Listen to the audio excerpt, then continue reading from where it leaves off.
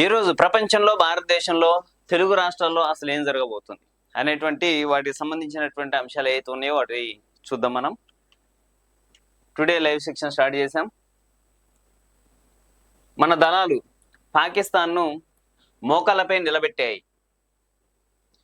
రాజస్థాన్ రాష్ట్రం బికనేర్, ఈ బికనేర్ అనేటువంటి ప్రాంతం దేనికి ప్రసిద్ధి? కాంపిటేటివ్ ఎగ్జామ్స్ లో ఈ బికనేర్ అనేటువంటిది దేనికి ప్రసిద్ధి తెలిస్తే కామెంట్లో చెప్పండి ఒకసారి. అత్యల్ప వర్షపాతం పడేటువంటి ప్రాంతాలలో బికనేర్ అనేటువంటిది కూడా ఒకటి. ఎడారి పరివాహక ప్రాంతానికి దగ్గరగా ఉన్నటువంటి ప్రాంతం అది. ప్రసంగిస్తున్నటువంటి ప్రధాని మోదీ బేగంపేట రైల్వే స్టేషన్ లో ఏర్పాటు చేసినటువంటి కార్యక్రమంలో పాల్గొన్నటువంటి కేంద్ర మంత్రి కిషన్ రెడ్డి, రాష్ట్ర మంత్రి కోమటిరెడ్డి వెంకటరెడ్డి, చిత్రంలో చింతల రామకృష్ణారెడ్డి, అనిల్ కుమార్ యాదవ్, అరుణ్ కుమార్ జైన్, బీర్లా ఐలయ్య. ఆ దేశ వైమానిక స్థావరాలను మన వాయుసేన ధ్వంసం చేసింది. రాజస్థాన్ పర్యటనలో మోదీ నా రక్తనాళాల్లో ప్రవహించేది రుద్రం కాదు సింధూరం. ప్రధాని 18 రాష్ట్రాల్లో 108 అమృత్ భారత్ స్టేషన్లు వర్చువల్గా ప్రారంభం. సింధూర్ గన్ పౌడర్ గా మారితే పర్యవసానం ఎలా ఉంటుందో ప్రపంచంతో సహా శత్రువులకు అర్థమైందనేసి ప్రధాని నరేంద్ర మోదీ పేర్కొన్నారు.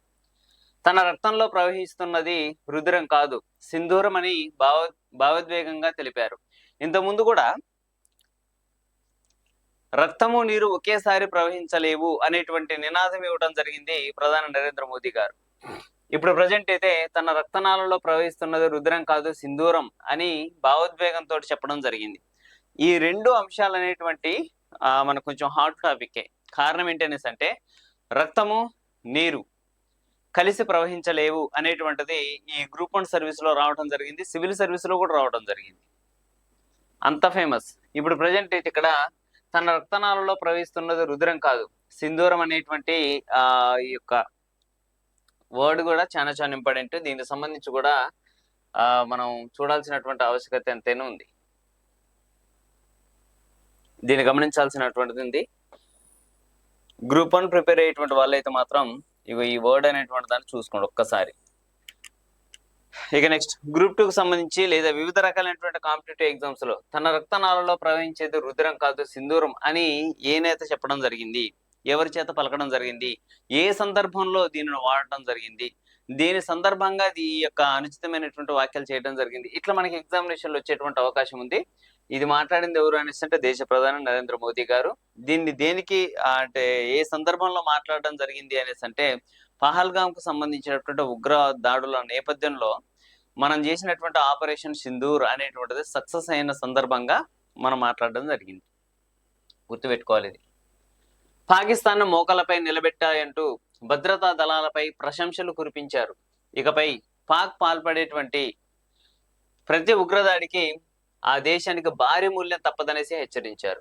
పహల్గామ్ ముష్కర దాడికి ప్రతిగా చేపట్టినటువంటి ఆపరేషన్ సింధూర్ ద్వారా 22 నిమిషాల్లో 9 భారీ ఉగ్ర స్థావరాలను నేలమట్టం చేశామనేసి వెల్లడించారు. ఆ చర్య ద్వారా మన మహిళల సింధూరాన్ని చెరిపేసినటువంటి వాళ్ళను మట్టి పెట్టి మొత్తానికైతే మట్టిల్ని కలిపేసినాం అనేటువంటి విషయాన్ని ఇక్కడ తెలియపరచడం జరిగింది. దేశవ్యాప్తంగా 18 రాష్ట్రాల్లో అత్యాధునికంగా తీర్చిదిద్దినటువంటి 103 అమృత్ భారత్ రైల్వే స్టేషన్లను రాజస్థాన్లోని బికానేర్లో గురువారం మోదీ వర్చువల్ గా ప్రారంభించి జాతికి అంకితం ఇచ్చారు. ఈ సందర్భంగా ఏర్పాటు చేసినటువంటి బహిరంగ సభలో పాల్గొని ప్రధాని ప్రసంగించారు.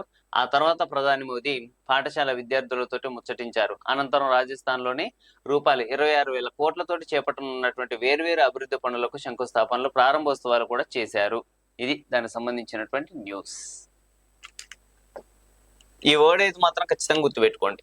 మనం మార్నింగ్ న్యూస్కి వస్తున్నాం అనేసి అంటే మినిమం వీటి మీద కొంత అవగాహన ఉండాలి అనే ఉద్దేశంతోనే మనం వస్తున్నాం. కాబట్టి చూసుకోండి ఒకసారి.